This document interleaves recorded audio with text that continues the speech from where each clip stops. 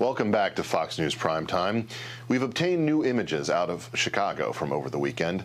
Please be advised, some may find what we're about to show you graphic. Thousands of young people gathered for a 3-day music festival without masks. Look at them. Didn't they hear Joe Biden's dire warning about a second dark winter? Many of those who claim to follow the science became very upset at this sight. They don't like to see people outside having fun. They want you to believe these concert goers are in grave danger. And that might be true. They are in Chicago, after all. Last month, the city saw 105 murders, 3 times the amount of COVID deaths. In Washington, D.C., murders also surpassed COVID deaths by a near 3-to-1 ratio in July.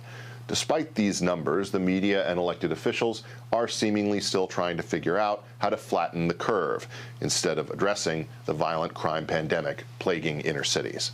Tim Pool hosts the Timcast IRL podcast, and he joins me now. Tim, it's good to see you. Hey, thanks for having me, Ben. You know, this level of hypocrisy that we see from the leaders of America's inner cities, it's audacious in a way that I really have. I mean, it's like nothing I've seen before. It's as if they imagine that the American people are just too stupid to pay any attention to the level of hypocrisy and the level of government's failure to address the problems that are clearly impacting our communities. What do you think's going on here?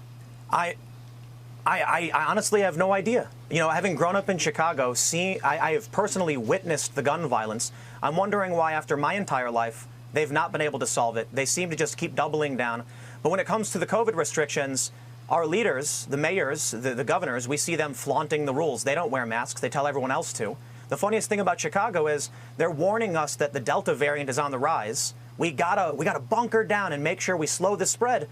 But only after we can make tens of millions from our big rock concerts. At the same time, they come out and tell us that all of the Black Lives Matter protests weren't spreading COVID, and all the right-wing lockdown protests were.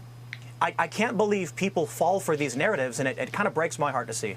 Well, it really is frustrating on a number of different levels, but for me in particular, I mean, I know people who've experienced all manner of different criminal situations in Washington, D.C. that took hours to get responses. I'm sure that you saw that footage, and in fact, I know you talked about it on your podcast recently from the D.C. police chief, talking about how far behind he is when it comes to the level of manpower that he needs in order to maintain a safe city.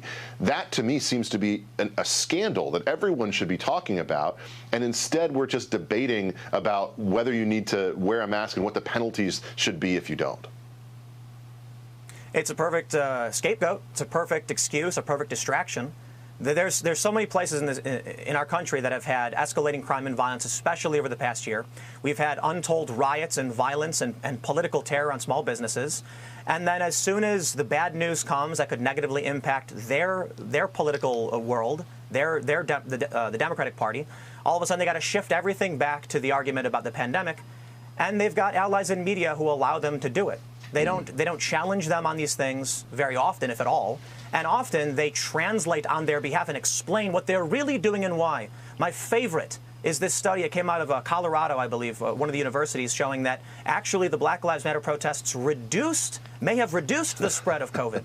As if we're supposed to believe that while our cities are being attacked and some small businesses are being destroyed, now we're seeing escalating crime and we're not getting a conversation about it. I think people on the right, conservatives, disaffected liberals, need to take control of the narrative and start asking these questions and not let them pull the conversation back. We've got a vaccine. They've gone and talked about how effective it is and how it's working. It's fantastic. And we're going to get those vaccination numbers up. Okay, then why are you coming out with more restrictions, more lockdowns? Why are you trying to act like everyone's got to stay home? Meanwhile, you get to do whatever you want.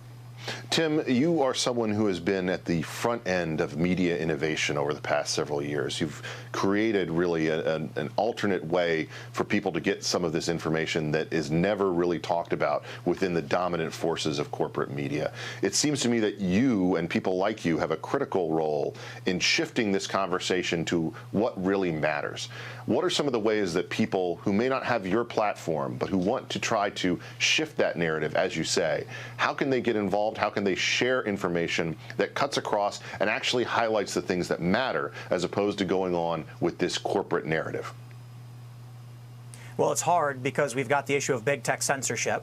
We see cancel culture that many on the left deny, but they're regular people with small accounts trying to express themselves. They'll say something like learn to code and get banned on Twitter.